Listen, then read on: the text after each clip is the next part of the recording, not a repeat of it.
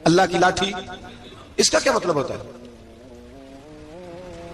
اس کا مطلب ہے جب رب کی لاٹھی چلتی ہے تو اس کی آواز جی اس کا پہلے کوئی پیغام وہ پہلے اعلان نہیں کرتا کہ تگڑے ہو جاؤ لاٹھی چلنے لگی ہے. لاٹھی چلتی ہے پر اس کی آواز سمجھ آ رہی ہے میری بات کی؟ جمعۃ الوداع کے لیے تشریف لانے والے احباب خاص غور فرمائیے گا. حجاج بن یوسف کو پتا چلا کہ حضرت سعید بن جبیر نے میرے خلاف بات کی، بلا لیا، کہنے لگا تو نے میرے خلاف بات کی ہے؟ فرمانے لگے کی ہے. کہنے لگا تجھے پتا ہے میں قتل کر دوں گا؟ آپ فرمانے لگے نہ تو زندگی کا مالک ہے نہ موت کا مالک ہے، تو کیسے قتل کر؟ کہنے لگا تجھے پتا ہے میرا؟ فرمایا میں نے تجھے نہیں، میں نے تو کئی شداد، کئی حماد، کئی قارون، کئی فرعون، کئی نمرود دیکھے، کئیوں کی داستانیں سنی، تو کون ہے؟ تو تو چھوٹا سا ہے. ایک جملہ ہے ملا جلال الدین رومی کا، بڑے درویش تھے، ایک بات کہہ گئے، کہنے لگے نمرود جتنے پیسے نہیں، فرعون جتنی حکومت نہیں، قارون جتنی دولت نہیں، ورنہ فرمانے لگے میرے زمانے میں بھی کئی لوگوں کا خدا بننے کو دل کرتا ہے، کئی لوگوں کا دل کرتا ہے، لیکن نمرود جتنے پیسے، فرعون جتنی طاقت اور قارون جتنی دولت نہیں، ورنہ ہو سکتا ہے لوگ دعویٰ کر جائیں معاذ اللہ ثم معاذ اللہ. یہ آج سے کئی سو سال پہلے وہ کہہ رہے ہیں، آج تو حالات بڑے ابتر ہیں، اس کی نسبت خطرناک. فرمانے لگے حضرت سعید بن جبیر تو زندگی موت کا مالک نہیں. کہنے لگا پکڑو، قتل کرو اسے، لے جاؤ. جب پکڑ کر کھینچ کر لے جا رہے تھے نا تو حضرت سعید بن جبیر مسکرانے لگے. اب ظالم کے سامنے مسکرائے تو اس کو بڑا غصہ آیا، یہ میرا مذاق اڑاتا ہے. بلا لیا، ادھر آؤ، کیوں مسکرا رہے ہو، کیا ہوا؟ تو حضرت سعید بن جبیر کہنے لگے میں مسکرا رہا ہوں تیری بیوقوفی پر اور اپنے اللہ کی دی ہوئی ڈھیل پر. میں مسکرا رہا ہوں کہ یا اللہ کیا بات ہے، کیا تیرا شان ہے، کیسے لوگوں کو ڈھیل دی ہوئی ہے. میں مسکرا رہا ہوں تیری بیوقوفی پر کہ تو سمجھتا ہے شاید مجھے پوچھنے والا کوئی نہیں. کہنے لگا اس کو باہر نہ لے جاؤ، میرے سامنے قتل کرو. ٹھیک ہے جی. قتل کرنے لگے تو حضرت سعید بن جبیر نے منہ کعبے کی جانب کر لیا. انی وجہت وجہی للذی فطر السماوات والارض حنیفا وما انا من المشرکین. جب آپ نے یہ آیتیں پڑھی نا کہ میں نے منہ کر لیا ہے اپنے رب کی جانب، کرو مجھے قتل. کہنے لگا نہیں نہیں، اس کا منہ پھیرو، کعبے کی طرف ہو کے قتل نہ ہو. ہے ظالم پر پاگل ہو گیا ہے. حضرت سعید بن جبیر کے حوصلے نے شکست دے دی، ناکام ہو گیا، مخبوط الحواس ہو. کہنے لگا اس کا منہ پھیر دو. جب کعبے سے پھیرا تو آپ فرمانے لگے للہ المشرق والمغرب فانما تولى فثم وجه اللہ. اللہ فرماتا ہے تو مشرق اور مغرب سارا ہی اللہ کا ہے، جدھر بھی منہ کرو گے ادھر اللہ ہی اللہ ہے، جدھر بھی منہ کرو گے ادھر اللہ ہی اللہ ہے. چاروں جانب پھیر دے، جدھر منہ پھیرنا ہے تو نے پھیر دیا منہ. حضرت سعید بن جبیر کے گلے پہ خنجر رکھا تو آپ نے ہاتھ اٹھائے، کہنے لگے اے اللہ میرے بعد اسے کسی اور پر مسلط نہ کرنا، میرے بعد کسی اور پر مسلط نہ، بس میں آخری ہوں. جب آپ ذبح ہوئے تو اتنا خون نکلا کہ لوگ کہتے ہیں جتنا اونٹ کے وجود سے نکلتا ہے. تر ہو گیا سارا اس کا دربار. ایک سمجھدار آدمی کو بلا کے کہنے لگا اتنا خون میں نے بڑے بندے قتل کرائے ہیں پر اتنا خون نہیں نکلا. تو وہ کہنے لگے لوگ مر جاتے ہیں، مرتے وقت ڈر جاتے ہیں، سہم جاتے ہیں، خون سکڑ جاتا ہے. لگتا ہے یہ شخص جب دنیا سے گیا ہے تو ڈٹ کے گیا ہے، یہ ڈٹ کے گیا ہے دنیا سے. حجاج بن یوسف رات کو سویا تو تڑپ کے اٹھا، کیا ہوا؟ گھر والے کہنے لگے کیا ہوا؟ کہنے لگے سعید بن جبیر خواب میں آیا اور کہتے ہیں اٹھ مجھے بتا تو نے مجھے کیوں قتل کیا، بتا کیوں مارا. اگلی رات پھر سویا تو وہی خواب، پھر سویا تو وہی خواب. گناہ نفسیاتی مریض بنا دیتا ہے، ظلم تجھے مخبوط الحواس کر دیتا ہے. جب تو زیادتی کرتا ہے تو اللہ فرماتے ہیں کہ میں تو اللہ کو بھولتا ہے، اللہ تجھے اپنا آپ بھلا دیتا ہے. پھر تو بھول جاتا ہے، پھر تو سیدھے رستے پہ چلتا ہے پر بھٹک جاتا ہے، پھر تو صحیح رستوں کا تعین کر کے بھی گمراہ ہوتا ہے، پھر تو روز وہی گاڑی چلاتا ہے پر اب جب تو بریک لگاتا ہے تو نہیں لگتی. جب گناہوں کے ساتھ تو مخبوط الحواس ہوتا ہے تو روز وہ کاروبار کرتا ہے، لیکن جب تیرے گناہ تجھے گھیر لیتے ہیں پھر اسی کاروبار میں تو نقصان اٹھاتا ہے. حجاج بن یوسف تڑپتا ہے، روتا ہے، یہاں تک کہ بیمار ہو گیا. پیٹ میں درد ہوتی ہے، پتہ نہیں کیا ہوا، تکلیف ہوتی ہے، پتہ نہیں. سارے حکیم، طبیب، ڈاکٹر کوئی نہ سمجھ سکا کہ بیماری کیا ہے.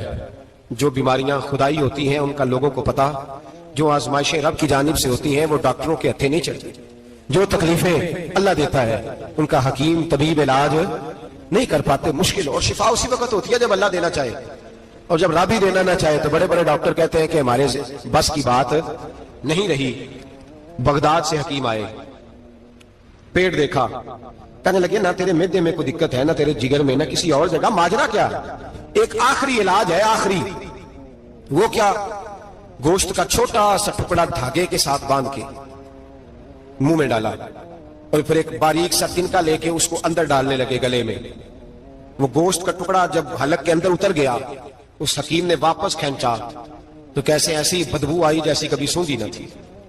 جانور کیڑے مکوڑے لگے ہوئے باہر نکلے اور جب دیکھا تو جتنے محل میں لوگ بیٹھے تھے چلاتے ہوئے نکل گئے کہ یہ کیا مصیبتیں ہیں.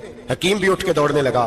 کہا تجھے کیا ہوا؟ کہنے لگے حجاج تیری بیماری زمینی نہیں، تیری مصیبت زمینی نہیں. کہا میری مرض تک تم کیوں نہیں پہنچ پا رہے؟ تو کہنے لگے لگتا ہے تو بد دعا کا مریض ہے، لگتا ہے تو ظلم کا مریض ہے، تو جبر کا مریض ہے. تڑپتا رہا، سسکتا رہا. ایک وقت وہ بھی آیا کہ گھر والوں نے کمرے میں بند کر کے تالا لگا دیا، دیوار سے ٹکرے مارتا. او بھائی، جو گناہوں کے بیمار ہوتے ہیں انہیں شفا نہیں ہوتی، جو ظلم جبر بربریت کے بیمار ہوتے ہیں انہیں سکون قلبی میسر نہیں آتا. دوائیاں ان بیماریوں کی بنی ہوئی ہیں جو بیماریاں زمینی ہیں، جو بیماریاں خوراک کی بد پرہیزی سے ہوتی ہیں، جو گناہوں کی بد پرہیزی سے ہوتی ہیں. ان کی بیماریاں، ان کی شفا توبہ ہے، ان کی شفا رجوع اللہ ہے، ان کی توبہ اللہ سے معافی مانگنے سے شفا ہوتی ہے.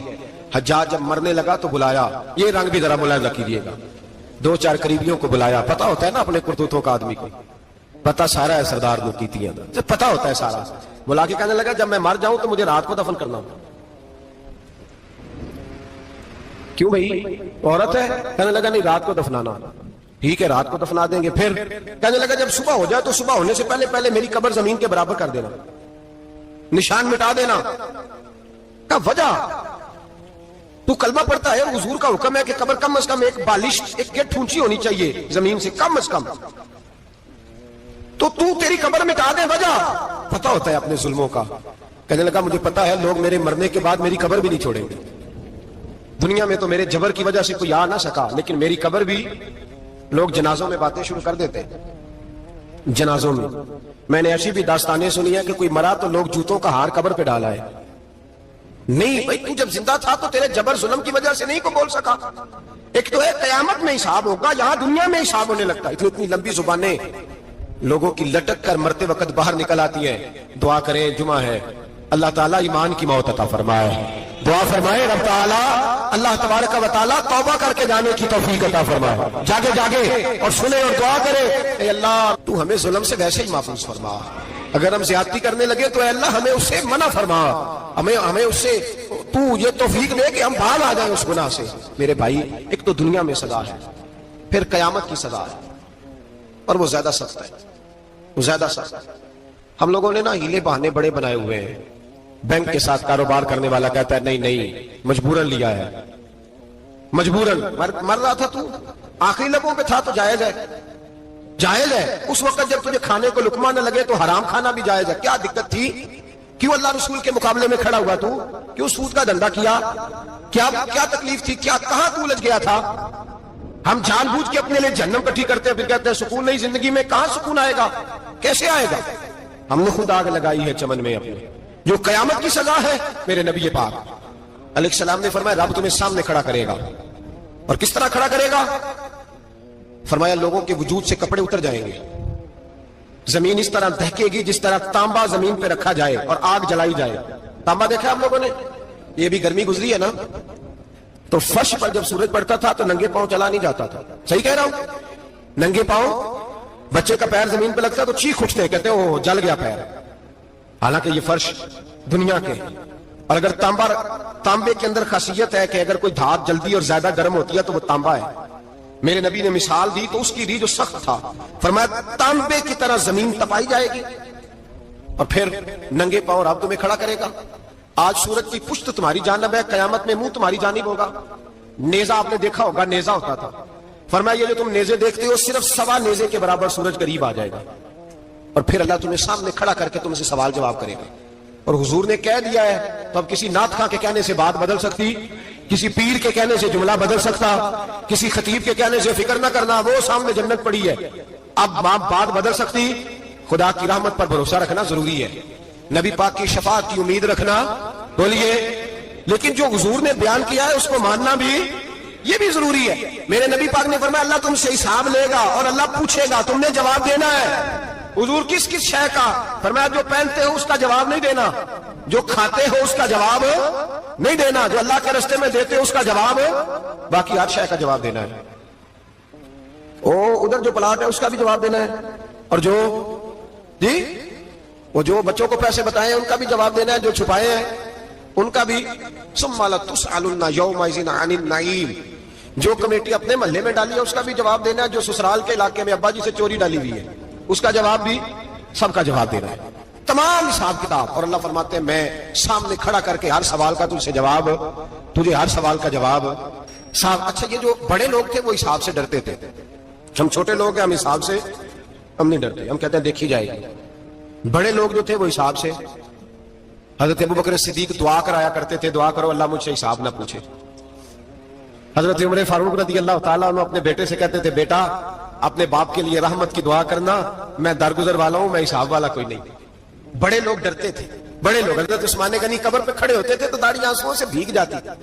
غلام کہتے ہیں حضور 3 دفعہ نبی پاک نے آپ کو جنت کی بشارت دی ہے, 3 دفعہ بشارت دی ہے, تو آپ کیوں اتنا روتے ہیں؟ عثمان غنی فرماتے جس رسول نے مجھے جنتی کہا ہے اسی محبوب نے مجھے فرمایا تھا عثمان قبر آخرت کی منزلوں میں سے پہلی منزل ہے. اور آپ فرماتے میرے تو کمرے میں دیا گل ہو جائے تو مجھے ڈر لگتا ہے, اس میں تو مکمل اندھیرا ہے. آپ فرماتے کھڑکیاں بند ہو تو دم گھٹنے لگتا ہے, اس کو تو دروازہ کوئی نہیں, روشن دان تک نہیں. بھائی جو بڑے تھے وہ ڈر رہے تھے. مولا علی شیر خدا نماز کا وضو کر کے کانپتے تھے, کانپتے. علی آپ مرحب کے سامنے نہیں کانپے, خیبر کا دروازہ اکھاڑتے نہیں کانپے, بدر احد خندق حنین اور خیبر میں نہیں کانپے, تو یہاں آپ فرمانے لگے مالی کے سامنے جاتے ہوئے ڈر آتا ہے. بڑے لوگ کانپتے تھے, بڑے لوگ. آج کون سا جمعہ ہے؟ سارے بولیے. حالانکہ یہ اگلے سال دوبارہ آئے گا, ہمارا نہیں پتا کہ ہم ودا ہو جائیں کہ کیا بنے. یہ کون سا جمعہ ہے؟ آیا جمعۃ الوداع, آئے ہم پڑھے. آج ایک فکر لے کر کے جانا, ایک سوچ. جہاں روز رات کو بیٹے کی ٹینشن, بیٹی کی ٹینشن, بھائی کی ٹینشن, پوتے کی ٹینشن ہوتی ہے نا, ایک ٹینشن اور اپنے آج ایک ٹینشن بڑھا لو, قبر کی ٹینشن پیدا کر لو, قیامت کی تھوڑی سی فکر کر لو, تھوڑی سی, ایک لمحے کے لیے صحیح تھوڑا خیال پیدا کرے.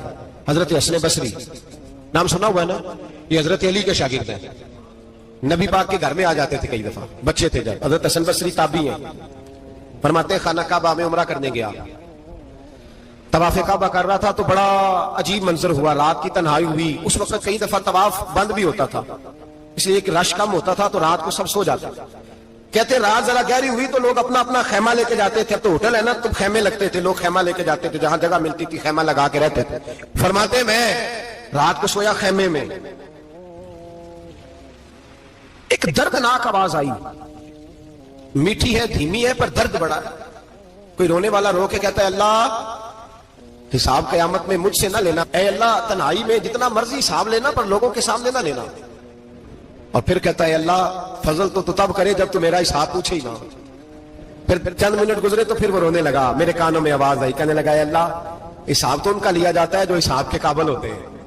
اعلیٰ حضرت کہتے ہیں نا رضا سے تو کیا حساب لے گا, رضا بھی کسی حساب میں ہے. اے اللہ میں قابل نہیں, مجھ سے حساب نہ لینا. کہتے تھوڑی دیر گزری تو پھر وہ رونے لگا, پھر ذرا سانس سنبھلے تو پھر کہنے لگا اے اللہ میں تو لوگوں کو کوئی بندہ حساب پوچھ لے تو نہیں دے سکتا, میں تجھے کیسے حساب دوں گا. پھر تڑپنے لگا. کہتے تھوڑی دیر گزری تو پھر ایک لفظ انہوں نے کہے رونے والے نے, کہنے لگے اللہ دیکھ تیرے محبوب کا فرمان ہے جو معافی مانگے تو اسے معاف کر دیا کرتا ہے. اے اللہ میں معافی مانگنے آیا ہوں اور مسجد نہیں آیا, میں کعبۃ اللہ ہی آ گیا ہوں. کہتے ہیں وہ اتنا روئے کہ چیخ آئی ان کی, اور جب دھڑام سے کوئی زمین پہ گرا تو میں پریشان ہوا کہ اب تو بے ہوش ہو گیا. فرماتے ہیں میں زور سے اٹھا فٹافٹ اور اس شخص کی طرف بڑھا. میرے دل میں خیال ہے کوئی گناہگار ہے بیچارہ, تو چلو میں بھی دعا کرتا ہوں, اس کو کہتا ہوں بیٹے فکر نہ کر, اللہ تیری مدد کرے گا. فرماتے ہیں میں گیا اس نیت کے ساتھ کہ میں کہوں گا چلو اٹھو تم بھی دعا کرو, میں بھی کرتا ہوں, اللہ ہم سے حساب نہ پوچھے. کہتے میں گیا تو وہ شخصیت بے ہوش پڑی تھی, کالے سیاہ بال ان کے چہرے پہ بکھرے ہوئے تھے. کہتے ہیں لوگوں جب میں نے زلفیں ہٹائیں چہرے سے تو میرا وجود کانپنے لگا آسمان ٹوٹ پڑے گا, زمین پھٹ جائے گی, ستارے بکھر جائیں گے, آج بہ جائیں گے سمندر. فرماتے ہیں میری چیخیں نکل گئی, یہ کوئی گناہگار تو نہیں, یہ تو حضرت فاطمہ کے پوتے امام زین العابدین ہے, یہ تو امام حسین کا وہ بیٹا ہے جو کربلا میں تنہا بچے تھے. فرماتے ہیں میں امام کا چہرہ دیکھا تو بھاگ کے آیا اور میں نے اپنی داڑھی ان کے پیروں کے ساتھ مس کی اور میں نے کہا حضور اٹھیے, امام اٹھے تو میں نے کہا شہزادے تیرے تو اشارے سے اللہ کئی گناہگاروں کو بخشے گا، تیری تو دعا سے اللہ بخشے گا، یہ کیا کر رہے ہو؟ امام زین العابدین کہنے لگے حسن بصری ادھر آ یار، ادھر آؤ بزرگو، میرے دادا کے پاس رہنے والے ہو، میں نے نا آج ہی سنا ہے کہ اس کا عذاب بڑا سخت ہے، آؤ میرے لیے دعا کرو، اللہ پاک مجھ سے حساب نہ پوچھے۔ کہا حضور نہ کریں۔ اب فرمانے لگے تجھے نہیں پتا کچھ چیزیں ایسی ہیں کہ رب نے اگر حساب پوچھا تو میں واقعی جواب نہیں دے پاؤں گا، چل کر میرے لیے دعا۔ کہتے میں نے ہاتھ باندھے حضور میں نہیں کرتا، اٹھا کہہ۔ فرماتے میں نے ہاتھ اٹھائے، میں نے کہا اے اللہ تیرے رسول کا شہزادہ ہے، یہ تیرے رسول کا شہزادہ ہے، یہ کہہ رہا ہے تو فضل کر۔ جب تک نظریں ناپاک ہوتی ہیں ارادوں میں دراڑیں ہوتی ہیں، جب نظریں ناپاک ہوتی ہیں پھر عقیدے متزلزل ہوتے ہیں، جب نظریں ناپاک ہوتی ہیں پھر انسان کوئی بھی مہم سر نہیں کر سکتا، اور جب نظر پاک ہوتی ہے۔ حضرت عبداللہ بن حذافہ جہاد کر رہے تھے، روم کے عیسائیوں نے گرفتار کر لیا، 1000 آدمی نے مل کے پکڑا، گرفتار نہیں ہوتے تھے صحابی، 1000 آدمی نے گھیرا ڈالا، گرفتار کر کے لے گئے، اور جب بادشاہ کے سامنے گئے تو وزیر کہنے لگا بادشاہ بندہ بڑے کام کا ہے، اگر ہمارے قابو آ گیا تو فائدہ دے گا، صحابی ہیں حضرت عبداللہ بن حذافہ، حضرت فاروق اعظم کا زمانہ ہے، اگر قابو آ گیا تو فائدہ دے گا۔ بادشاہ کہنے لگا کیوں، کیا خوبی ہے؟ کہنے لگے ہم 1000 آدمی تھے، یہ اکیلا قابو نہیں آ رہا تھا، 1000 آدمی تھے، اگر ہماری فوج میں شامل ہو گیا تو بہت بڑا جرنیل ملے گا۔ بادشاہ کہنے لگا کوئی مسئلہ نہیں، 2-3 چیزیں ہوتی ہیں بندے کو خریدنے کے لیے، خرید لیتے ہیں۔ بادشاہ کہنے لگا عبداللہ جتنی دولت تجھے چاہیے میں تجھے دے دیتا ہوں، میرے لشکر میں آ جا، معاذ اللہ اسلام چھوڑ دے۔ حضرت عبداللہ بن حذافہ کیا فرماتے ہیں بڑا تو بیوقوف ہے، میں نے دولت کمانی ہوتی تو مدینے میں بیٹھ کے تجارت کرتا، میں دولت کمانے نہیں نکلا، میں تو رسول اللہ کی رضا کمانے کے لیے نکلا ہوا ہوں۔ دولت کمانی ہوتی تو کسی مارکیٹ میں ہوتا، میدان میں آنا تھا، شہادت ہے مطلوب مقصود مومن، نہ مال غنیمت نہ کشور کشائی، یہ دولت تو لونڈی ہے رسول اللہ کے دروازے کی، یہ تو پیچھے پیچھے پھرتی ہے نبی پاک کے غلاموں کی، یہ کمانی ہوتی تو میں کسی مارکیٹ میں ہوتا، میدان میں تھوڑا ہوتا۔ عبداللہ بن حذافہ سے ایک دوسری چال چلی، کہنے لگے میاں عہدہ جو تجھے چاہیے، میں بادشاہ ہوں، میرے نیچے جو عہدہ تو کہے گا وہ تجھے مل جائے گا۔ حضرت عبداللہ بن حذافہ کہنے لگے شاید تجھے پتہ نہیں میری تعریف کیا ہے، شاید تو جانتا نہیں میری تعریف کیا ہے۔ کہا صاحب کی کیا تعریف ہے؟ کہنے لگے میں رسول اللہ کا صحابی ہوں، اور کائنات میں سب سے بڑا عہدہ مصطفیٰ کے صحابی ہونے کا عہدہ ہے۔ صحابہ وہ صحابہ تھے جن کی ہر صبح عید ہوتی تھی، خدا کا قرب حاصل تھا، نبی کی دید ہوتی تھی۔ فرمایا میں نے حضور کے جلوے دیکھے ہوئے ہیں، مجھے عہدے کی ضرورت ہی نہیں، اور میں نے عہدہ لینا ہوتا تو میں سیاست کرتا، میں تو شہادت لینے نکلا ہوں میدان میں، عہدے کا میں نے کیا کرنا ہے۔ اب بادشاہ کہنے لگا اسے قتل کر دو، وزیر کہنے لگا نہیں ایک بات اور ہے، مجھے ایک چال اور چلنے دو۔ کہا وہ کیا؟ کہنے لگے میری بیٹی بڑی خوبصورت ہے، مجھے موقع دو اپنی ہی بیٹی کو سجا بنا کے، وہ جوان جس کی جوانی اتنی بڑی ہے کہ 1000 آدمی مقابلے میں کھڑا نہیں ہوتا، اس جوان کے کمرے میں رات کی تنہائی میں بنا سوار کے بی بی کو بھیجا۔ وہ بی بی کہتی ہے میں ساری رات بن سور کے اس صحابی کے کمرے میں بیٹھی رہی، لیکن یہ کیا شخص تھا، ساری رات ہی مصلے پہ بیٹھا رہا، ساری رات ہی، کچھ دیر تھک جاتا تو یہ کریم رسول پہ درود پڑھنا شروع کر دیتا۔ بی بی کہتی ہے سحری ہو گئی تو میں نے چھو کے دیکھا کہ انسان ہے کہ جن ہے، یہ بندہ ہے کہ فرشتہ ہے، چھو کے دیکھا۔ کہنے لگے پیچھے ہٹ جا۔ میں نے کہا میں نے تو سنا تھا تو 1000 کے مقابلے میں ہے، اور تو اتنا بے حس ہے کہ بنی سوری دلہن بیٹھی ہے، تو نے نظر نہیں کی؟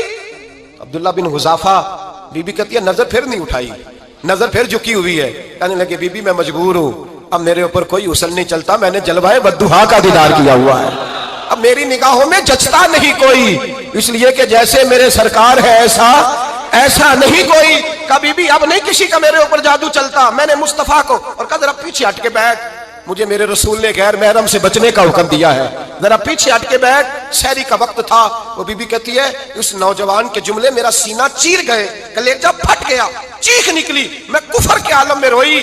میں نے کہا مجھے بتا تو صحیح، آخر یہ جذبہ کہاں سے ملتا ہے، آخر یہ روشنی تو میں نے دیکھی نہیں، کہاں سے آتی ہے؟ ایک میرا باپ ہے جو بنا سور کے مجھے تیرے کمرے میں چھوڑ گیا، بتلا یہ کہاں سے کیف آتے ہیں؟ تو عبداللہ بن حذافہ کہنے لگے اگر کیف لینا ہے تو تو بھی میرے مصطفیٰ کا کلمہ پڑھ جا، آجا دروازہ رسول پہ جھک جا، مل جائے گا۔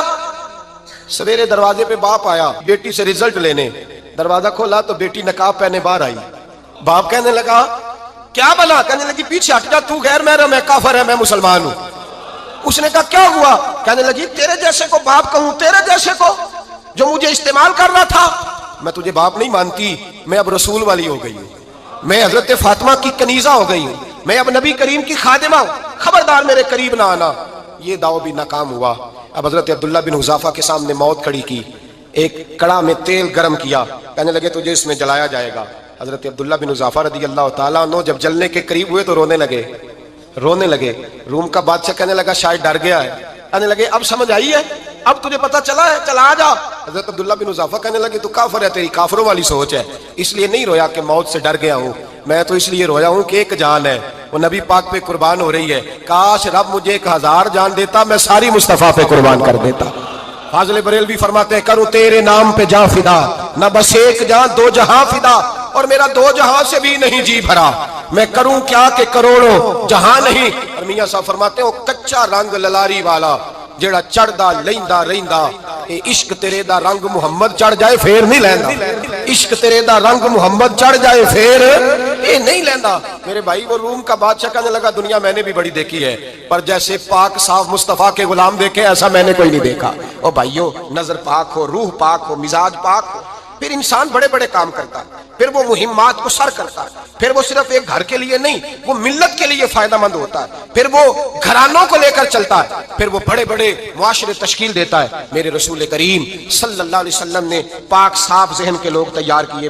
حضرت مرثد فرماتے ہیں میں ایک عورت پہ عاشق تھا، جب کلمہ پڑھا نبی پاک نے میری پشت پہ ہاتھ پھیرا، میں نے کہا حضور کوئی نصیحت؟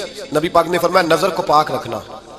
آپ فرماتے ہیں عورتیں میرے پیچھے بھاگا کرتی تھیں اور مجھے کہا کرتی تھی اب تو دیکھتا کیوں نہیں؟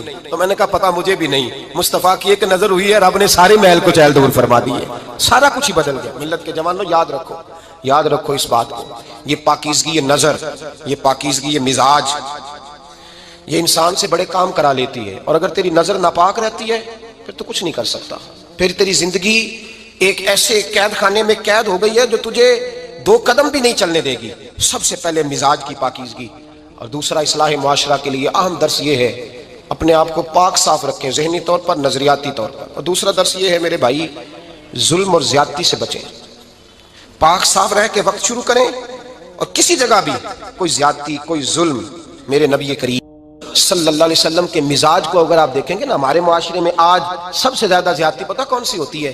لوگ عزتیں پامال کرتے ہیں، بدگمانیاں کرتے ہیں۔ ابو جہل یہ کام کرتا تھا کہ وہ نبی پاک صلی اللہ علیہ وسلم پر، صحابہ پر معاذ اللہ شخصی اعتراضات کرتا تھا، شخصی۔ عزیزو، جب آدمی کا کسی سے اختلاف ہوتا ہے نا، یا کسی کو پسند نہیں کرتا یا کسی کو ریجیکٹ کرنا چاہتا ہے تو شخصی اعتراضات کرتا ہے، نیچے اترتا ہے، کمزور بات کرتا ہے، چھوٹی بات کرتا ہے۔ اور ہمارے زمانے میں تو یہ کام حسد کی وجہ سے ہوتا ہے، بڑے بڑے جماعتیں ٹوٹ جاتی ہیں، ملتوں کا شرازہ بکھر جاتا ہے، لیکن لوگ اپنی اس حرکت سے باز نہیں آتے، ساری زندگی ذاتی اور نجی اعتراضات کرتے رہے۔ ابو جہل کے اندر ہزاروں عیب پائے جاتے تھے، شرابی بھی تھا، بدکار بھی تھا، بے حیا بھی تھا، ظالم بھی تھا۔ میرے نبی پاک صلی اللہ علیہ وسلم نے اسے دین کا پیغام دیا ہے، لیکن تاریخ کی کسی کتاب میں آپ کو یہ نہیں ملے گا کہ حضور نے کبھی اس کی شخصیت پر اعتراض کیا ہو۔ یہ فرمایا ہے کہ بڑا فرعون ہے اس امت کا، لیکن نیچے اتر کر کبھی اس کی ذاتی اور شخصی زندگی پر کوئی زیادتی صحابہ کی طرف سے اور نبی پاک کی طرف سے۔ بہت بڑی بات سمجھا رہا ہوں اگر آپ کی سمجھ میں آئے تو، ہم ذاتیات پر اترتے ہیں، ذات پر اتر کر زیادتی کرتے ہیں، ذات پر۔ ہمارا اب ظلم نجی سطح سے شروع ہو رہا ہے اور پوری ملت کو لپیٹ میں لے رہا ہے، پوری ملت کو۔ چھوٹی چھوٹی زیادتیاں ہیں جو پورے معاشرے کو اپنی لپیٹ میں لیتی ہیں۔ میرے نبی کریم علیہ السلام نے جو دین ہمیں دیا ہے وہ خیر خواہی کا مذہب ہے، وہ بھلا کرنے کا مذہب ہے، وہ کام آنے کا مذہب ہے، وہ ظلم سے بچنے کا مذہب ہے۔ میرے نبی پاک نے فرمایا ظلم سے بچ جانا، قیامت کے اندھیروں میں جو بڑا اندھیرا ہوگا وہ ظلم ہوگا۔ اصلاح معاشرہ کانفرنس کا پہلا سبق میں نے عرض کیا کہ نظر کو، ذہن کو، سوچ کو پاک رکھیں، اور دوسرا زندگی میں کبھی زیادتی نہ کریں، کبھی بھی اپنے مخالف پر بھی کبھی شخصی، ذاتی اور نجی اعتراضات نہ کریں۔ یہ انسان کے اندر کا ظلم ہوتا ہے، ہمارے گھروں کے اندر سے ظلم جنم لینے لگا ہے۔ روز بہو پہ تیل چھڑکا جاتا ہے، روز کسی نہ کسی شہر سے، اپنے ہی گھر سے، اپنے ہی چراغ کو بند کرنے کی خبر نکلتی ہے۔ سڑکوں پہ، چوکوں پہ، چوراہوں میں غریب مسلے جاتے ہیں، جس کے ہاتھ جہاں تک پہنچتے ہیں وہ وہاں تک معاذ اللہ زیادتی کر گزرتا ہے۔ اگر قوم ظلم سے بچنے لگے، زیادتی سے بچنے لگے، تکلیف دینے سے بچنے لگے تو معاشرہ سنور جائے گا۔ میرے رسول کریم علیہ السلام نے اپنے غلاموں سے پوچھا تھا بتاؤ مفلس کون ہوتا ہے؟ کون ہے جس کے پاس کچھ نہیں ہوتا؟ صحابہ نے کہا یا رسول اللہ جس کے پاس پیسے نہ ہو۔ بخاری مسلم متفق علیہ حدیث ہے، نبی کریم نے فرمایا نہ بھائی، مفلس تو وہ ہوگا جو قیامت کے دن احد پہاڑ کے برابر نیکیاں لے کے آئے گا۔ یا رسول اللہ اتنی نیکیاں پھر بھی مفلس ہے، پھر بھی غریب ہے؟ تو نبی پاک نے فرمایا نیکیاں پہاڑ کے برابر ہیں پر اس نے چغلیاں بڑی کی ہیں، غیبتیں بڑی کی ہیں، مذاق بڑے اڑائے، اس نے لوگوں پر پھبتیاں بڑی کسی ہیں، تان و تشنی بڑے کیے، ظلم بڑے کیے، گالی بڑی دی، لوگوں کے بارے میں بری باتیں کی۔ اب رب کریم نے وہ ساری نیکیاں ان لوگوں میں بانٹ دی، یہ مفلس ہو گیا، غریب ہو گیا۔ زیادتی نہیں کریں، ظلم نہ کریں، اپنی نجی زندگی سے لے کر گھر کے اندر سے لے کر اجتماعی زندگی تک زیادتی سے بچیں۔ میرے نبی کریم علیہ السلام نے اپنے غلاموں کو یہ درس دیا ہے، دیکھنا کبھی زیادتی نہ ہونے پائے، دیکھنا کہیں ظلم نہ ہونے پائے، دیکھنا کسی شخص کو تمہارے قول فعل سے، تمہارے مزاج سے تکلیف نہ پہنچے۔ میرے بھائیوں، حضرت وہب ابن منبہ علیہ رحمہ فرماتے ہیں کہ بنی اسرائیل کے اندر ایک بادشاہ محل بنانے جا رہا تھا۔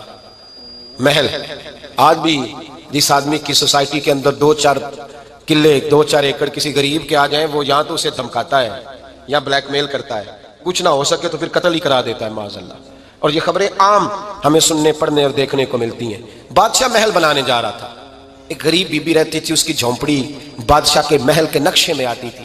بادشاہ نے کہا بی بی منہ مانگی قیمت لے لو، خالی کر دو یہ مکان۔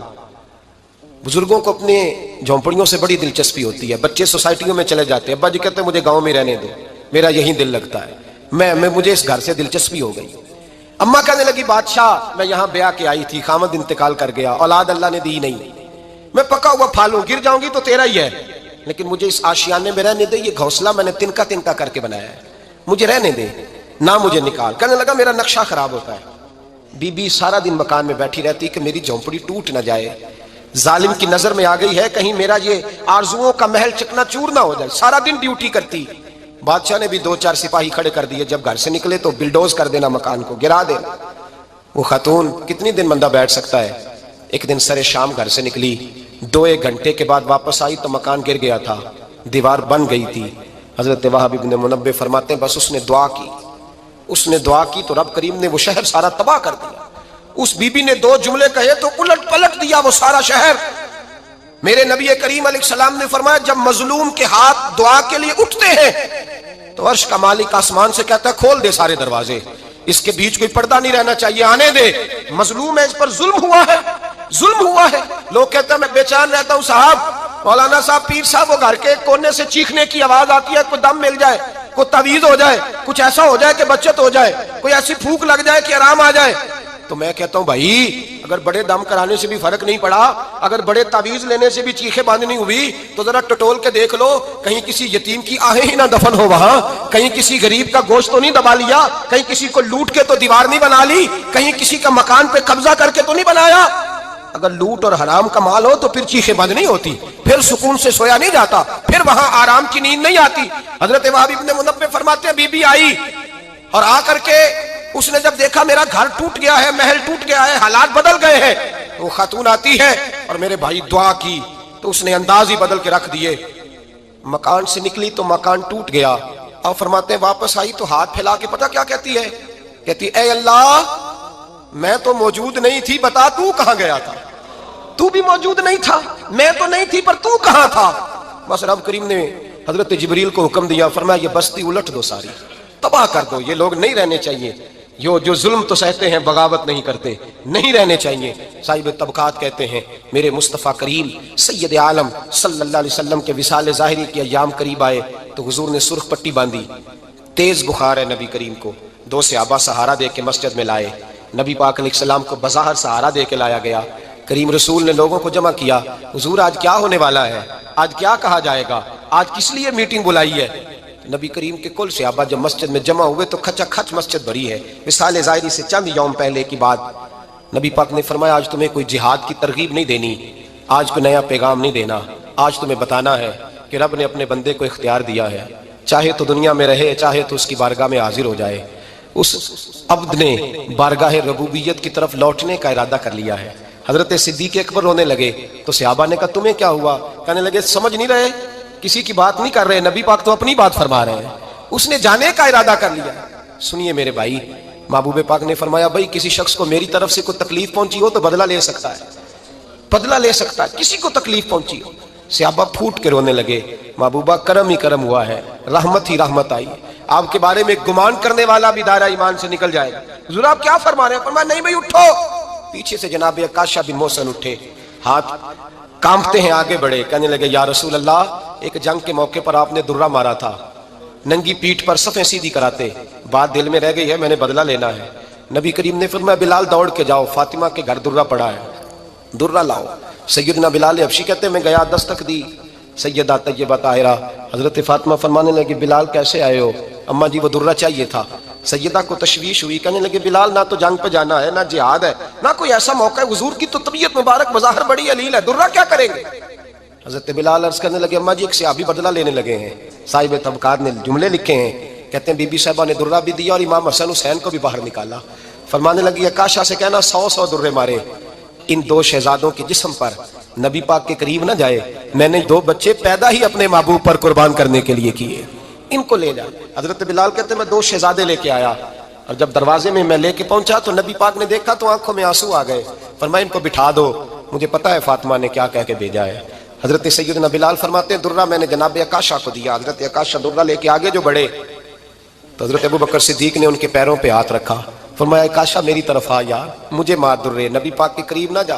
مصطفیٰ کریم نے فرمایا ابوبکر تو ہٹ جا, اسے آنے دے.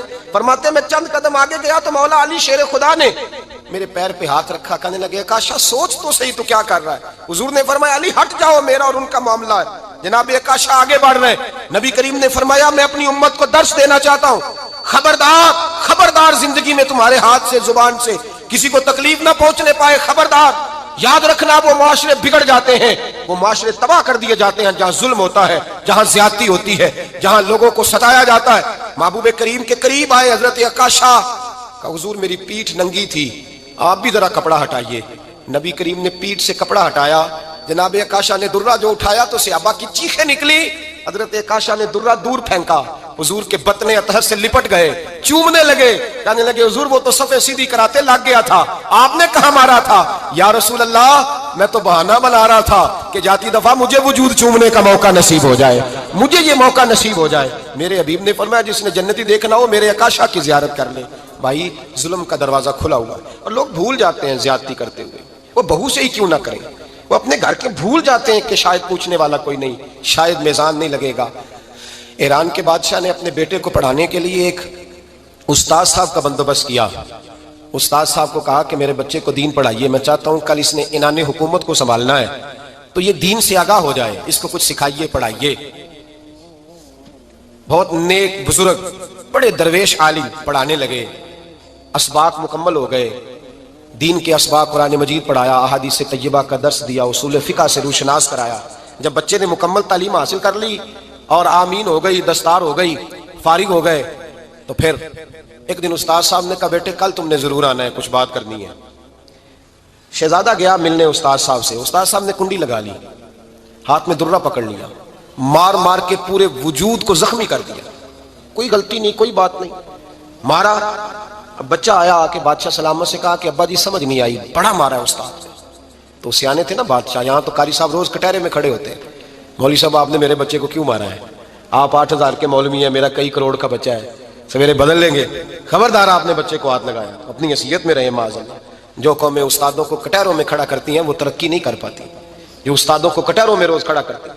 کہا ابا جی بڑا مارا ہے, تو والد بڑے سمجھدار تھے, کہنے لگے بیٹا استاد باپ ہوتا ہے, وہ زیادتی نہیں کرتا, کوئی بات ہوگی میں تیرے استاد کو کٹہرے میں نہیں بلاؤں گا. اماں سے بات کی, اماں کہنے لگی بیٹا میں تیرے باپ سے کیسے بات کروں, ڈر آتا. وقت گزر گیا, 22 سال بیت گئے, 22 سال گزر گئے, بادشاہ کا انتقال ہوا, شہزادہ تخت پہ بیٹھا. پہلا حکم یہ دیا کہ میرے استاد کو بلاؤ, پہلا حکم.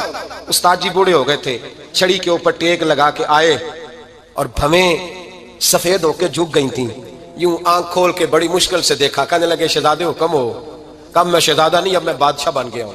استاد جی 22 سال بیت گئے, آپ نے مارا تھا, پر وہ درد چونکہ زیادتی کی تھی, میرا قصور کوئی نہیں تھا, تو نہ میری روح سے درد گیا ہے نہ میرے جسم سے گیا ہے, میں بے اختیار تھا, پوچھ نہیں سکتا تھا, آج با اختیار ہوا ہوں. سب سے پہلے پہلا حکم آپ کو دیا, بلایا ہے, بتائے کیوں مارا تھا, کیوں مجھے مارا تھا, میری زیادتی بتائے. تو استاد بوڑھے استاد کی آنکھیں آنسوؤں سے بھر گئیں, کہنے لگے بیٹے بس آج کے دن کے لیے مارا تھا, یہ جو دن آ گیا نا میری زندگی میں اس لیے مارا تھا, یہ میں چاہتا تھا میری زندگی میں وقت ہے آج کے, بس میری مراد پوری ہو گئی. کہ صاحب کس لیے, مجھے بھی سمجھائیں. آپ فرمانے لگے کتنی دیر ہو گئی تجھے مار کھائے ہوئے, کتنا زمانہ بیت گیا؟ کہنے لگا 22 سال. فرمایا زخم بھولے تو نہیں, درد ختم تو نہیں ہوئی؟ تمہیں بات ایک منٹ کے لیے بھی تمہارے حافظے سے محو تو نہیں ہوئی کہ استاد جی روز رات کو یاد آتی، روز خیال آتا تھا؟ استاد کہنے لگے بھائی تو بے اختیار تھا، پوچھ نہیں سکا، 22 سال تجھے یاد رہا، مجھے پتا تھا تو ایک دن حکمران بنے گا، میں نے تجھے اس لیے مارا تھا کہ بیٹے یاد رکھنا، کسی پہ ظلم نہ کرنا، اگر تجھے 22 سال تک یاد رہا ہے تو جس پر تو ظلم کرے گا اسے بھی قیامت تک یاد رہے گا، اور یہ یاد رکھنا تو آج با اختیار ہوا تو تو نے مجھے بلا لیا ہے، قیامت کے دن غریب با اختیار ہو جائیں گے، مظلوم با اختیار ہو جائیں گے، وہ با اختیار ہوں گے باللہ الواحد القہار، رب کریم کی بارگاہ کے اندر ان کا اختیار ہوگا، اکیلے اللہ کی حکمرانی ہوگی، پھر وہ بلائیں گے، بڑے بڑے کج کلا دنیا میں جن کی پگڑیاں اونچی تھیں وہ سر جھکائے کھڑے ہوں گے، دنیا میں جو ڈکٹیٹر بنتے تھے ان کی پشتیں لال ہوں گی، ان کو غدار لکھا جائے گا، قیامت تک نہیں بھولے گا۔ ظلم کرنا تو سوچ سمجھ کے کرنا، اتنا کرنا جتنا تم سہ سکتے ہو، اتنی زیادتی کرنا جتنی قیامت میں تم برداشت کر سکتے ہو۔ میرے نبی کریم صلی اللہ علیہ وسلم نے فرمایا ظلم سے بچو، یہ قیامت کے اندھیروں میں سے ایک اندھیرا ہوگا۔ زندگی میں زیادتی نہ کریں، اگر تھوڑی دیر کے لیے کوئی چیز برداشت کر جائیں گے تو وہ فائدہ دے جائے گی، کچھ دیر کے لیے اگر سہ جائیں گے تو نفع مل جائے گا، سہنے کی کوشش کریں لیکن زیادتی نہ کریں، نظر کو، سوچ کو، ذہن کو پاک رکھیں، اور میرے بھائی زندگی پوری ظلم سے بچیں، زیادتی سے بچیں۔ امیر المومنین حضرت جناب سیدنا عمر فاروق رضی اللہ تعالیٰ عنہ رات گھر میں تھے تو رونے لگے، بڑی دیر تک روتے رہے۔ والدہ اٹھی تو صاحبزادے سے کہنے لگی پتہ کرو تمہارے باپ کو کیا مسئلہ ہے۔ شہزادے آئے، کہنے لگے امیر المومنین والد گرامی کیا ہوا؟ تو حضرت عمر فاروق کہنے لگے بیٹا اپنی اماں کو بلاؤ۔ والدہ آ گئیں، کیا بات ہے؟ کچھ طبیعت خراب ہے تو حکیم کا بندوبست کیا جائے۔ تو حضرت عمر کہنے لگے کچھ بھی نہیں، آج مسجد سے نکلا ہوں تو نبی پاک کے صحابہ میری تعریفیں کر رہے تھے، رسالت معاب کر رہے ہیں۔ آپ وہ غالب نے کہا تھا کہ میں 1000 بار بھی اپنی زبان دھو لوں نا کبھی مشک اور عنبر سے تو پھر بھی مجھے لگتا ہے ابھی اس قابل نہیں ہوئی کہ مدینے والے کا نام لے سکے۔ 1000 بار بشویم دہن ز مشک و گلاب، 1000 بار بھی زبان کو مشک گلاب سے غسل دو تو پھر بھی لگتا ہے کہ یہ نام لینے کے قابل ہے۔ تھوڑا سا لہجہ ادب والا، وہ ہمارے سٹیجوں پہ آج کل داد لینے کے لیے بھی لوگ جوش نقابت میں، جوش خطابت میں بھی بعض چیزوں کا دھیان نہیں کرتے، میری طرح کے لوگ اللہ ماشاءاللہ اللہ سمجھ عطا کرے، خوبصورت القابات کے ساتھ۔ امام مالک رحمت اللہ علیہ کے پاس کوئی شخص اگر آتا تھا اور وہ آ کر آپ سے کہتا تھا کہ کوئی مسئلہ پوچھنا ہے تو امام صاحب فرماتے تھے فقہ کا مسئلہ پوچھنا ہے؟ کہتا ہاں تو بتا دیتے، لیکن اگر وہ کہتا نا میں نے حضور کی حدیث سننی ہے تو امام صاحب پہلے غسل کرتے، پھر کپڑے بدلتے، خوشبو لگاتے، امامہ باندھتے، پھر منبر پر بیٹھتے اور پوری آب و تاب کے ساتھ مدینے والے محبوب کا ذکر کرتے۔ جب آپ کسی چیز کا اہتمام کرتے ہیں تو اس کے اثرات بھی ہوتے ہیں، پورے آداب کے ساتھ، اطوار کے ساتھ، پوری خوبصورتی کے ساتھ۔ یہ ہمارے علماء نے ہمیں آداب بتائے کہ جب نبی پاک صلی اللہ تعالیٰ علیہ وسلم کا ذکر کیا جائے گا تو پوری شان و شوکت کے ساتھ۔ آپ کو پتہ ہے منع کیا علماء نے کہ جب نبی پاک کا نام لکھو نا تو پورا درود لکھو صلی اللہ تعالیٰ علیہ۔ یہ بعض لوگ خالی سواد لکھ دیتے ہیں، یہ درست نہیں ہے طریقہ، یہ حضور کا نام گرامی ہے، آپ اس پر درود پاک لکھیں، پورا لکھیں، جب تک پڑھا جائے گا آپ کو ثواب ملے گا۔ تو پورے آداب، نبی پاک صلی اللہ تعالیٰ علیہ وسلم کا نام لیا جائے تو خالی نام نہ لیا جائے، ساتھ درود بھی پڑھا جائے۔ حضور نے فرمایا وہ بد نصیب ہے اس کے سامنے میرا ذکر ہوا اور اس نے مجھ پر درود ہی نہیں پڑھا صلی اللہ تعالیٰ علیہ وسلم۔ آداب کے ساتھ ذکر کیا جائے، اس کو ملحوظ خاطر رکھا جائے، اور اگر نوجوان نسل کے اندر یہ ذوق پیدا ہو جائے۔ میں تو خیر آج کل محفلوں کا بھی رنگ دیکھتا ہوں تو پریشانی ہوتا ہوں، وہ پرانے نعت کا ہوتے تھے، ہاتھ باندھ کے کھڑے ہیں، آنکھیں بند ہیں، حضور کا ذکر ہو رہا ہے، اب تو مائک پکڑا ہوتا ہے تو آدھا قوم کے سامنے بھی کرتے ہیں، بھئی آپ یہ حضور کی نعت پڑھ رہے ہیں، یہ سٹائل آپ نے کہاں سے سیکھا ہے؟ آپ کو آداب آنے چاہیے، اور شعر بھی معیاری ہو نبی پاک کے لیے، عام اشعار نہ ہو، یعنی بعض شعر ایسے ہیں کہ جن میں وہ خوبصورتی نہیں چھلکتی۔ وہ جی میں نے تازہ نعت لکھی ہے، آپ رہنے دے بھائی تازہ، آپ وہی پڑھیں جو اعلیٰ حضرت بریلوی نے لکھی ہے، جو مولانا حسن رضا نے لکھی ہے، جو ڈاکٹر اقبال نے لکھی ہے، جو پیر مہر علی شاہ نے لکھی ہے، اب وہ پڑھیں آپ، وہ نعتیں دیکھیں، ان کا کمال دیکھیں۔ فاضل بریلوی کہتے ہیں ان کی مہک نے دل کے غنچے کھلا دیے ہیں، اور وہ جس راہ چل دیے ہیں کوچے بسا دیے ہیں۔ اعلیٰ حضرت کہتے ہیں بڑا بھی کسی کو غم ہونا تو وہ ذکر مصطفیٰ چھیڑ دے، سارے غم دور ہو جائیں۔ کہتے ان کے نثار کوئی کیسے ہی رنج میں ہو، وہ جب یاد آ گئے ہیں سب غم بھلا دیے. بس حضور کے یاد آتے ہی غم سارے بھول جاتے. آپ نبی پاک علیہ السلام کا ذکر کریں گے تو اس اب دیکھیں نا پیر میرے علی شاہ صاحب نے حضور کی نعت لکھی تو انداز کیا کہتے ہیں، مکھ چند بدر شاشانی متھے چمک دی لاٹ نورانی ہے، او دی کالی زلف تے اکھ مستانی، مخمور اکھی ہے نا. اچھا خود ہی نعت سنا کے خود ہی لکھ کے خود ہی کہنے لگے سبحان اللہ اجمل کا. اور ایک شاعر نے اس پر گرا باندھی ہے، گرا لگائی ہے، کہتا ہے یہ ذرا سننا کیسا ہے، کہتا ہے اس پتے سے ڈھونڈنا قاصد میرے دلدار کو. کہتے میں تمہیں ایڈریس بتاؤں، میرے محبوب کو ڈھونڈنا تو پتہ کیا ہے، کہتا ہے اس پتے سے ڈھونڈنا قاصد میرے دلدار کو، مکھ چند بدر شاشانی تو متھے چمک دی لاٹ نورانی ہے، کالی زلف تے اکھ مستانی ہے، مخمور اکھی ہے نا. اور فاضل بریلوی کہنے لگے سب سے اولا ہو آلہ، سب سے بالا ہو آلہ، کیا خبر کتنے تارے کھلے چھپ گئے پر نہ ڈوبے نہ ڈوبا. کرنوں بدلی رسولوں کی ہوتی رہی پر چاند بدلی کا نکلا ہمارا نبی. اور جن کے قدموں کا دھون ہے آب حیات، ہے وہ جانے مسیحا ہمارا نبی. تو میرے بھائی نعت میں تازگی ہو، حسن ہو، اور آپ چناؤ کریں تو عمدہ الفاظ کا کریں، معیاری جملے سرکار کے لیے کریں، معیاری. یعنی سرور کہوں کہ مالک و مولا کہوں تجھے، باغ خلیل کا گلے زیبا کہوں تجھے، بس لیکن رضا نے ختم سخن اس پہ کر دیا، خالق کا بندہ خلق کا آقا کہوں تجھے. خوبصورت لہجہ ہو، خوبصورت انداز ہو، اور الفاظ کا چناؤ حضور کے ذکر کے لیے ذرا عمدہ ہو، ذرا بہترین ہو. آپ دیکھیے دو بھائی بیٹھے ہو تو بڑے کی تعلیم کم ہے، چھوٹے کی زیادہ ہے. بڑا اتنا بڑا افسر نہیں، چھوٹا افسر زیادہ ہے. تو اگر بڑے سے پوچھا جائے کہ آپ بڑے ہیں کہ یہ بڑا ہے تو اس سے کیا مراد ہوتی ہے؟ دو بھائی ہیں، ایک بڑا ہے ایک چھوٹا ہے. بڑے سے پوچھا جائے آپ بڑے ہیں کہ یہ بڑا ہے تو کیا اس کا رتبہ بتائے گا، وہ اس کی تعلیم بتائے گا، ڈگری بتائے گا؟ انہیں سیدھا سیدھا کہنا جی میں بڑا. کیونکہ جب پوچھا جاتا ہے نا آپ میں سے بڑا کون ہے تو سادی سی بات ہے، اس سے مراد عمر ہوتی ہے، اس سے مراد رتبہ نہیں ہوتا. لیکن یہ باقیوں کے لیے مثال ہے، سرکار کے لیے ایسا نہیں ہے. نبی پاک کے چچا ہیں حضرت عباس، ان سے کسی نے پوچھا آپ بڑے ہیں کہ حضور؟ تو پوچھنے والا بھی عمر ہی پوچھ رہا تھا، اس لیے کہ پتا تھا اسے کہ رتبہ سرکار کا ہی بڑا ہے. اس نے پوچھا آپ بڑے ہیں کہ نبی پاک؟ تو سادی سی بات ہے، وہ عمر پوچھ رہا تھا، عمر بتانی چاہیے تھی. لیکن حضرت عباس نے ذکر چونکہ حضور کا کرنا تھا لہٰذا جملوں کا چناؤ ذرا سمجھ کے کیا. کہا کیا کہا جناب؟ پوچھا تھا آپ بڑے ہیں کہ سرکار؟ تو حضرت عباس کہنے لگے بڑے تو سرکار ہی ہیں، پیدا پہلے میں ہوا تھا، بڑے حضور ہی ہیں، بڑے وہی ہیں اور وہی بڑے رہیں گے، پر ذرا پیدا پہلے یہ سرکار کے لیے جب آپ انداز اختیار کریں گے تو الفاظ کا چناؤ ٹھیک کریں. آپ اچھے جملوں کے ساتھ سرکار کا ذکر کریں گے، قیمتی ترین الفاظ آپ سرکار کے لیے استعمال کریں گے. ایسا نہیں ہوگا کہ جو آپ کی طبیعت میں آیا، جو مزاج میں آیا سو آپ نے کہہ دیا. تو ہمیشہ عمدہ چناؤ الفاظ کا، اعلیٰ ترین لفظ نبی پاک کے لیے آپ چناؤ میں آپ لے کر کے آئیں گے. آپ دیکھیے بعض اوقات ہم بعض چیزوں کا ذکر کرتے ہیں اور اگر اس ذکر میں فارفتگی پیدا کر لینا، بندہ سارے ذکر کرتا ہے لیکن کبھی ماں کا ذکر کرتا ہے نا تو رو ہی پڑتا ہے.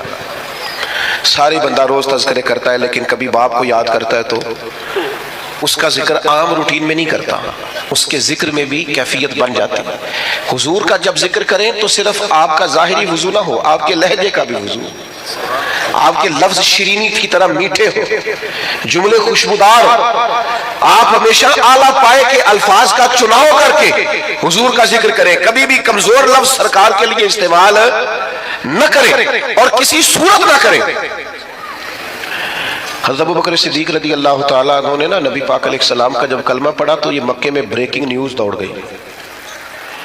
عام آدمی کلمہ پڑھے تو بات اور ہوتی ہے، اور اتنا بڑا تاجر اور سردار اور سیاںہ آدمی کلمہ پڑھ جائے تو پھر بات کا انداز کچھ اور ہوتا ہے.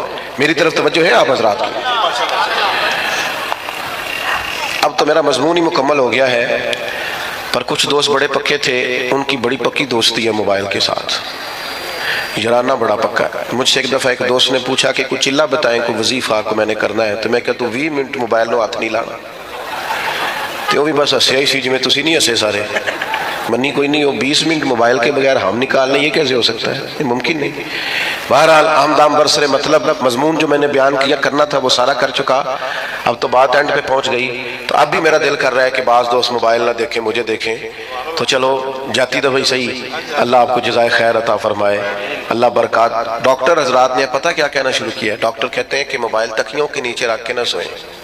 ایک مجھے قابل ڈاکٹر صاحب ایک دفعہ بتانے لگے، کہنے لگے اس کو بند کر کے سوئیں، ایسا نہ ہو کہ سوتے وقت بھی آپ کے دماغ میں موبائل ہی سوار ہو، نیند نہیں صحیح طرح آئے گی، آپ پریشان ہی ہوں گے۔ جھٹے جھٹے لوگ موبائل نکالتے ہیں، دیکھتے ہیں نیا میسج کون سا ہے، خدا رہا اتنا زیادہ نہیں سوار کریں، نیند نہیں پوری ہوگی تو صحت نہیں ٹھیک رہے گی۔ بہرحال حضور سید عالم علیہ السلام کا کلمہ پڑھا حضرت ابو بکر صدیق نے، تو مکہ مکرمہ میں نا یہ بریکنگ نیوز تھی بہت بڑی کہ ابو بکر مسلمان ہو گئے، اتنی بڑی بات،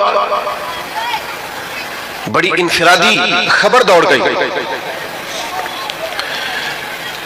تو اب ظاہر ہے حضرت ابو بکر بہت بڑے تاجر تھے، تو تاجر کے دوست بھی تو تاجر ہی ہوں گے نا، تو بڑے بڑے تاجر گئے پتہ کرنے کہ معلومات کریں حضرت صدیق اکبر کلمہ پڑھ گئے مسلمان ہو گئے۔ وہ تاجر کون تھے؟ ان کے نام سن کے بھی آپ حیران ہوں گے، حضرت عثمان غنی، حضرت سیدنا عبد الرحمن ابن عوف، حضرت سعید بن زید جیسے لوگ بڑے بڑے تاجر تصدیق کرنے گئے کہ واقعی صدیق اکبر مسلمان ہو گئے۔ انہوں نے جا کے حضرت صدیق اکبر سے پوچھا آپ مسلمان ہو گئے؟ تو ذکر مصطفیٰ کرنا تھا نا، تو حضرت صدیق نے کہا یہ کوئی سادی سی بات تو نہیں نا، ایسے ہی کر دوں، فرمایا بیٹھ جاؤ۔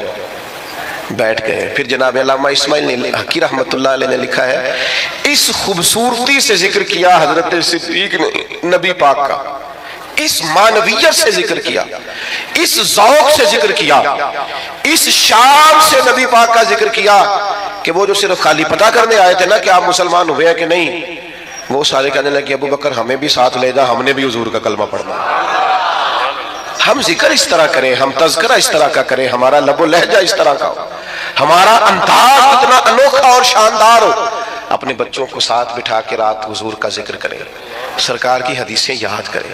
دیکھو نبی پاک کی ایک بات ایسی ہے اس پر پوری زندگی گزاری جا سکتی ہے۔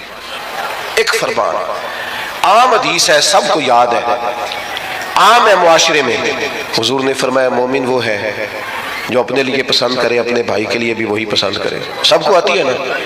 مجھے بتائیں اگر اس حدیث پر عمل ہونا شروع ہو جائے تو کبھی کو ملاوٹ والی چیز بکے گی مارکیٹ میں، کبھی کو بندہ کسی کو تنگ کرے گا، قبضہ کرے گا، جھوٹ بولے گا، کیونکہ وہ کہے گا میں نے بھائی کو بھی وہی دینا ہے جو میں نے خود لینا ہے۔ تو سوسائٹی میں خوبصورتی پھیلے گی جب ہم نبی پاک علیہ السلام کے تذکار کو عام کریں گے۔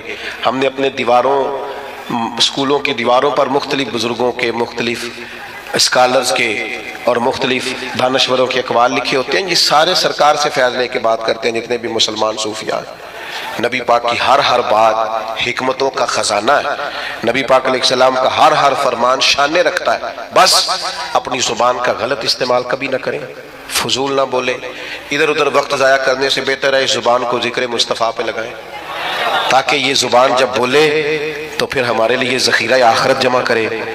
ساری زندگی درویشوں نے حضور کا ذکر کیا تو آخر میں کہنے لگے بڑی زندگی شان والی میں نے گزاری، پچھتاوا کوئی نہیں، کہنے لگے اپنی حیاتی تو قربان تھی ماں، محمد پکیندے گزر گئی، ساری حضور کی یاد میں گزر گئی، شان سے گزر گئی، بلندی سے گزر گئی، رفت سے گزر گئی، کیوں؟ ذکر مصطفیٰ میں گزر گئی۔ اور حضور کا ذکر کرنے کا سب سے بہترین طریقہ یہ ہے نبی پاک پر درود و سلام پڑھا جائے۔ ہمارے بزرگوں نے لکھا ہے جو بندہ کہتا ہے نا غصہ زیادہ آتا ہے، جلد بازی بڑی ہے، طبیعت خراب ہو جاتی ہے، برداشت نہیں ہوتا، الجھا رہتا ہوں، وہ صرف حضور کا ذکر پاک درود و سلام پڑھے، درود و سلام اس کی ساری کیفیات ہی بدل دے گا، سارا انداز ہی بدل دے گا۔ اللہ کی بارگاہ میں دعا کرتا ہوں